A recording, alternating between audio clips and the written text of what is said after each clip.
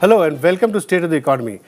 Today we have with us Mr. Jayant Sinha, a member of Lok Sabha on behalf of BJP, also a member of Standing Committee on Finance and Public Accounts Committee. A lot of responsibilities in Parliament. Welcome to our show, Mr. Jayant Sinha. You've been a first-time member of Parliament, and before that, you have a very interesting background. You've been an engineer from IIT. You've been a partner at McKinsey. You've been a strategic consultant. You've been an investor. So I guess in some ways you represent the new professionalized face of the BJP under Modi, Mr. Modi as Prime Minister. What do you read with such a varied experience that you've had in India and abroad? How do you read BJP's economic philosophy today under Mr. Narendra Modi? I'll tell you why I'm asking this question, because Mr. Modi, the perception is that he has a two-track economic philosophy, as it were. One, where he talks about Gandhi, Lohia, Deen Dayal Upadhyay, and the other, he talks also about global capitalism, India's engagement with globalization and global capital.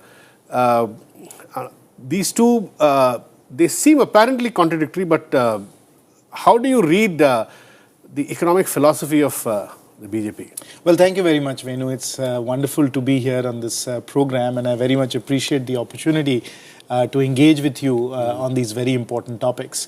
I think you ask a great question, which is how would you summarize the BJP's economic philosophy, particularly in light of our engagement with the global economy, and capitalism and markets and everything else that goes with that, as well as, of course, our traditions, which are Gandhian, which are from Pandit Deen Dayal Upadhyay and so on. How do you reconcile all of that? It's a great question, and I think we have a wonderful answer for that. It's in fact encapsulated in the slogan that we used for the elections and continues to be the guiding principle for us, which is Sabka Saath, Sabka Vikas, right? And what that's basically saying is that we believe in prosperity for all, right? And as we've said, and I myself said in Parliament, our focus is not on empty entitlements that you're not able to deliver. Our focus is really in providing the opportunities, the resources, and the empowerment to people so that they can make better lives for themselves. So, Sabka Saath, so help everyone, Sabka Vikas. So, you bring development and the fruits of development to everyone. Now, how do we do that? And I think the Finance Minister did a wonderful job in Parliament explaining that in his budget and in his subsequent interviews post the budget, and as he's been doing recently as well, where he says that, we are a pro-business party. And we are pro-market as well. And because we are a pro-business party, because we are a pro-market party, we can in fact do what any government in India must do, any compassionate person in India must do, and particularly people like us that subscribe to a Gandhian, Deen Dayal Upadhyay view of the world, which is really to be able to make sure that those who are the most vulnerable in our society, those who are in the most need in our society, have the resources to live a much better quality of life. And it is really, so a lot of people see this as a trade-off, but it's not. In fact, it's a very false way of setting that up. So you're saying there's no trade-off? There is none at all. In fact, unless you have growth, unless you create opportunity for people, you're not going to help the poorest of the poor, the last person in line, which is Gandhiji's statement where he said, ki, I cannot rest. And we've said that as well. Yeah, we cannot last rest. Man, the poorest tier, the last tier in the last person's eye has to be wiped out. Until then, we cannot rest. So you're saying that, so you endorse Mr. Narendra Modi's line, which he, if you remember, expounded when he, after becoming PM, he was addressing members of Parliament of BJP, where he said that sarkari khazana garibon ke liye hai. So you're saying that has a Gandhian this thing to it. No, it's very clear. Undertone to it. It's very clear. नहीं, प्रधानमंत्री जी ने कहा है कि ये गरीबों की सरकार है और हर कोई सरकार हिंदुस्तान में गरीबों की होनी चाहिए, because they are the ones who are in the most need, and therefore it is our moral responsibility, and this is where the economic aspects are a happy sort of merging of the moral responsibility as well as the most effective way to do it. The moral responsibility is that the role of the government is to ensure that there is no suffering, there is no deprivation in this country. It's the moral responsibility of all civilized societies, of all governments around the world. So that is our moral responsibility, and that is a Gandhian responsibility, as I said, Upadhyay ji's responsibility. At the same time, the best way for us to discharge that moral responsibility, the best way for us to be able to provide those resources to the poor is to ensure that our economy does as well as possible. If our economy is doing well, first and foremost is creating jobs and as well as growing well and doing well, then it will create the resources and the sort of the wealth and the tax revenues that will enable us to serve the poor. But we have to start with, as exactly as the Prime Minister said, is that our overriding priority has to be able to ensure that the 40-45% of India that is below the poverty line, depending on how you look at it, right, get the resources and the opportunities that they need to make a better life for themselves. And everything is designed around that. Our government... So you're saying that that will be the primary focus of the government?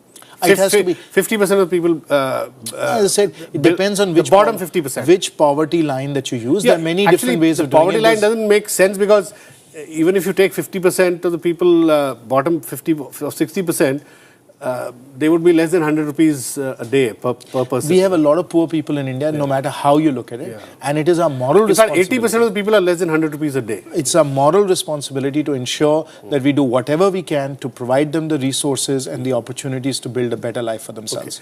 And tell me, how do you, if you do a reading of, say, Gandhi or even Deen Dayal Upadhyay or Lohia,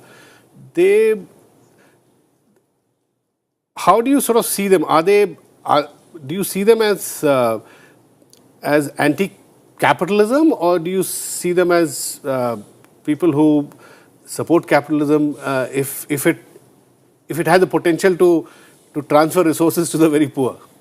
No, I think the way we have to look at a lot of Indian philosophy and a lot of deep thinking that's happened in Indian society is to see it from a dharmic point of view, right?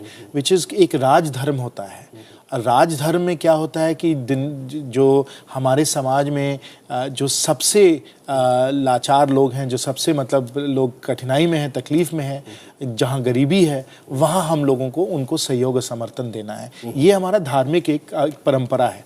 So we have to respect that. That is very, very integral. So the society has to respect that. That is, Deen Dayal Upadhyay ji has said in his integral humanism that this is what has to drive us and to animate us. And so certainly that is almost a dharmic moral responsibility, which is why I use that word. Now, as I said, the happy fact is, that the only way we can do that is to ensure that we have a globally competitive, open economy that is thriving and flourishing, creating jobs and tax revenues. That's the only way we can fulfill those responsibilities.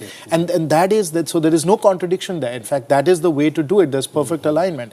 Now, we have to look at it, you were saying earlier, two-track. I wouldn't call it two-track. I would say that there are two very important priorities for the government, two very important pillars on which our government's activities rest, and which is where our economic philosophy comes in, which is that if you look at the economy, and we have to build an open, competitive global economy, that's where the role of the government is very important in terms of a provider of public goods, in terms of a provider of law and order, in terms of a facilitator, as a regulator, etc. So you feel that the state also needs to scale up in a qualitative way?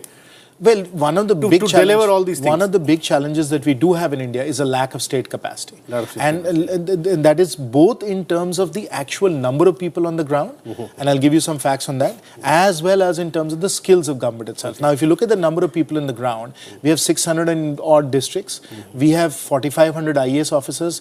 On average, in one district, we have 1.5 IAS officers that stay there which is very low by any standards. Which stay there for 18 months on average and have to deal with at least 66 government Similarly, schemes. police officers, teachers, There are health workers. vacancies across the board are around 25, 30, 40%. So even World Bank has said that per capita availability of health workers, everywhere teachers, we go. law So and there's a order tremendous lack of providers state. is very Right. low in India. So as far as state capacity, public goods are concerned, we have to really strengthen that, reinforce that, because the state has to fulfill its responsibilities. Very important fact. Very important fact to realize is that tax revenues in India as a percent of GDP is 10%. 10%. That is among the lowest in all major economies. Why is that? Well, I think we have to do. Do you think Indians are not paying taxes? Well, I think there are many factors. Every finance minister wants to work on this. Self-employed Indians has to work on it. So we don't have a large organized sector, and that's part of the reason why tax collections are as low as possible. We don't have the GST in place. So we have to fundamentally think about tax reform in India so that we can increase tax to GDP. But only if we increase tax to GDP is the state going to be able to deliver more and deliver it efficiently. So, as I was saying earlier, when it comes to the open, competitive global economy, we have to provide the public goods, we have to provide the state capacity, we have to provide the enlightened regulation so that economy can flourish.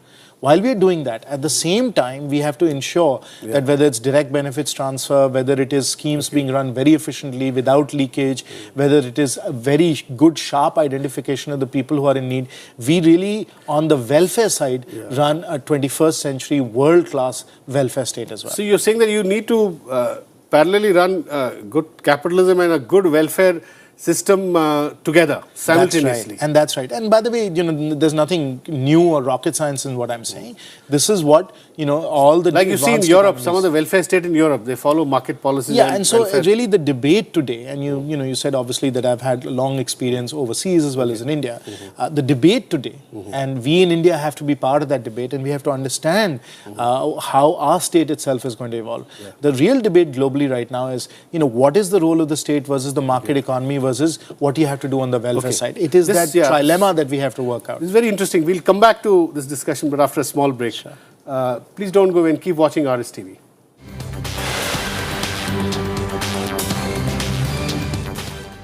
Welcome back to State of the Economy. We are talking to Mr. Jayant Sinha, member of Lok Sabha, and he speaks for the BJP on economic matters.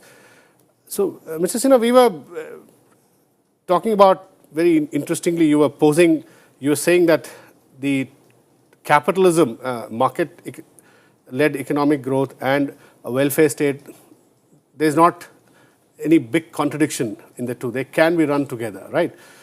Now, in all the debates that we've had over the last 10, 15 years since reforms began in India, there's one issue which has remained unresolved as to the sequencing, whether welfarism follows growth, which some economic philosophers say, like Jagdish Bhagwati. And there are others who say, no, in a poor country like India, welfarism cannot wait for economic growth, which very interestingly, Mr. Narendra Modi in his UNGA speech had articulated recently, UN speech, where he said that basic drinking water, clean drinking water, sanitation for 1.5 billion people cannot wait for economic growth to happen. So, in a sense, Mr. Modi pitched himself in the camp which says that no, as far as welfare for the very poor is concerned, you really cannot wait for growth to happen. It has to happen simultaneously, or maybe the state has to intervene. So, how do you see that? No, I think it's a fascinating debate, and it's a debate economists love to have. From a practitioner's perspective, both in terms of what I've done in my professional life as a business person, as an investor, and then as a political person who is out on the front lines every day and traveling in the villages of my constituency and listening to people, I find it a somewhat theoretical discussion. The reality is, as all practitioners will tell you, it's not black or white. There's a staging that has to happen. There's a spiral that we have to go through.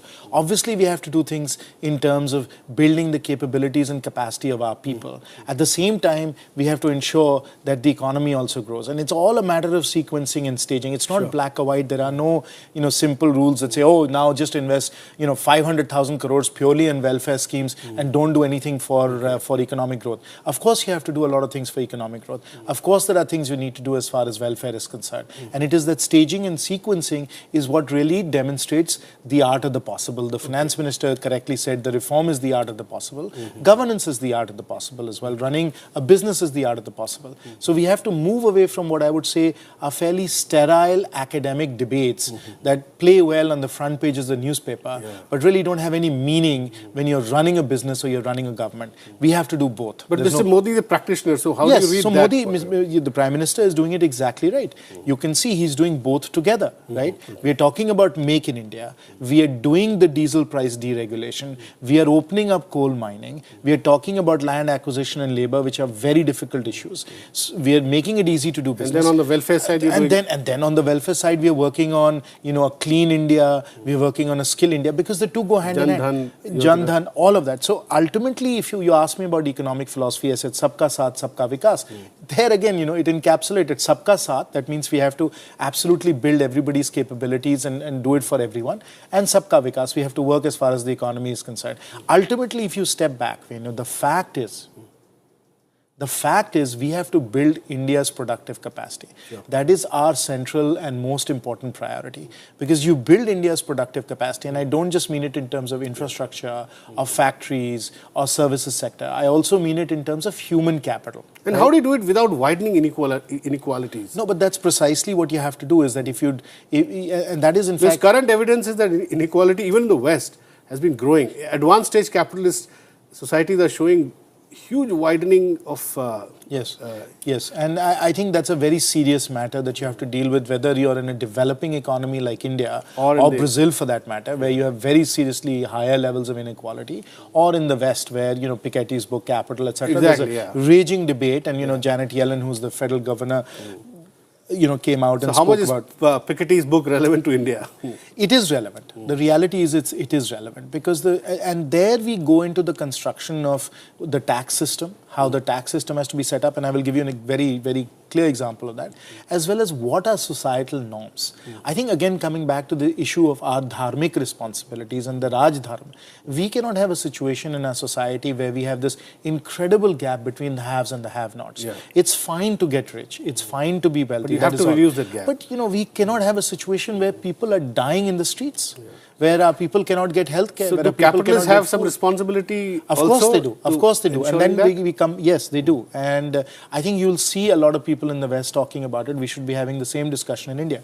And I want to raise a matter there, which is, let's talk about estate duties, right? Inheritance tax. We don't have any inheritance tax in India. It's a very controversial matter, but that is one way of reducing. Because you see, the power of compounding is very powerful.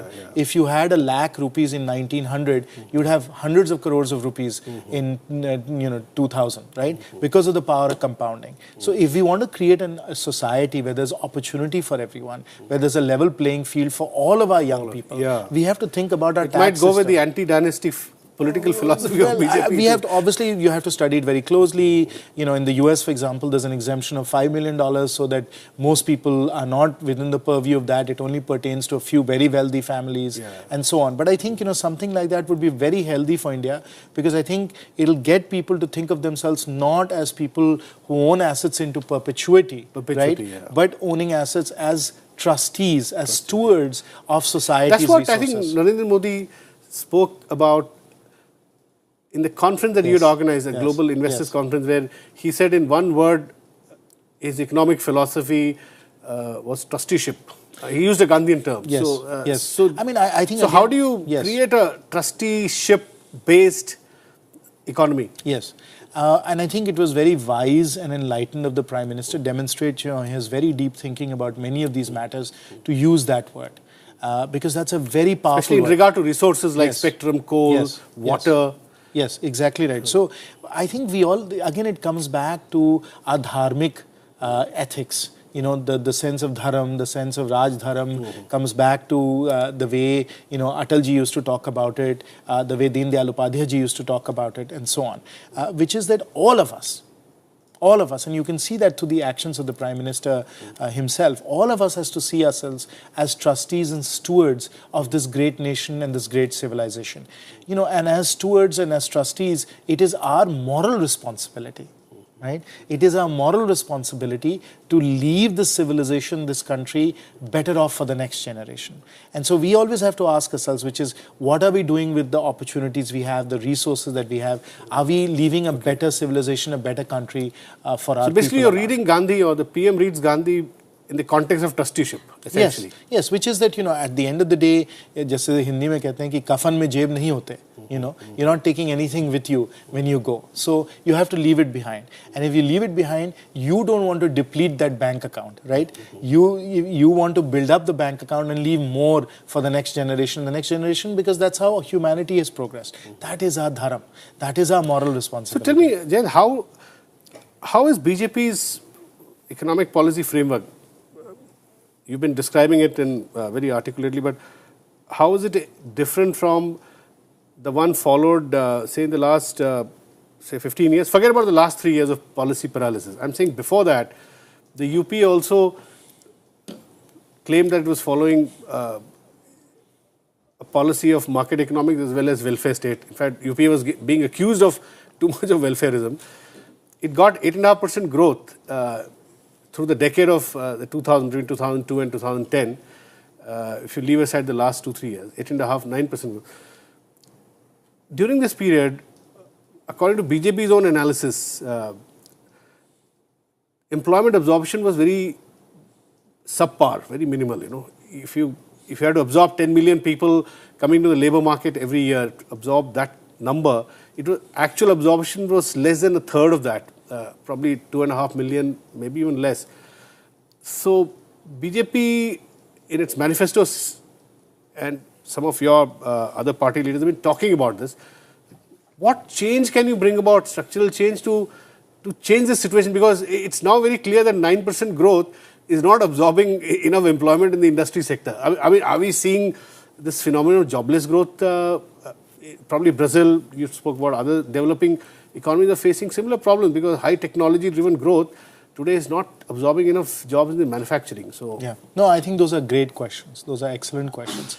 I'm an engineer by training, right? So I spend a lot of time thinking about causes and effects, inputs and outputs, right? The problem with the UPA government, and it's very clear, you know, all economic analysts, anybody who has an understanding of Indian economic history is quite damning in their sort of assessment of what the UPA did. And let's focus on the inputs then, right?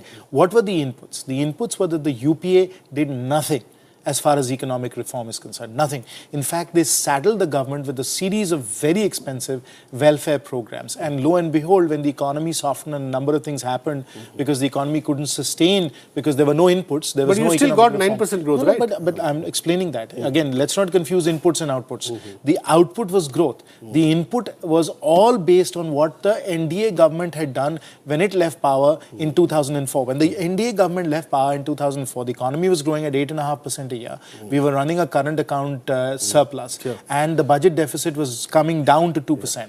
That's what, and we had done a lot of heavy lifting, you know, in a whole host of sectors. But how do you change it now? Construction. No, so that was what we left behind for the UPA government. The UPA government then coasted on that, on the investment cycle for several years, did extremely well till the global financial crisis came along. But as everyone tells you, you don't fix the roof when it is raining. You fix the roof when the sun is shining. When the sun was shining on the UPA government between 2004 and 2008, because of the hard work that the BJP government had done previously, they did nothing. Right? That is the So what damning structural indictment. change can you bring now? Lots of them, and we're doing it as we speak. So that's what the UP did. The input was nothing, but the output was based on what had happened with an economic lag. They enjoyed it. Therefore, when the economy started to go south and has gone really, really far south, and in fact they've left us with the worst economy in 25 years, whether it's growth, whether it's current account deficit, whether it's inflation, on all of those dimensions. So now we are inheriting a situation like we inherited in '98, where the economy is in a ditch.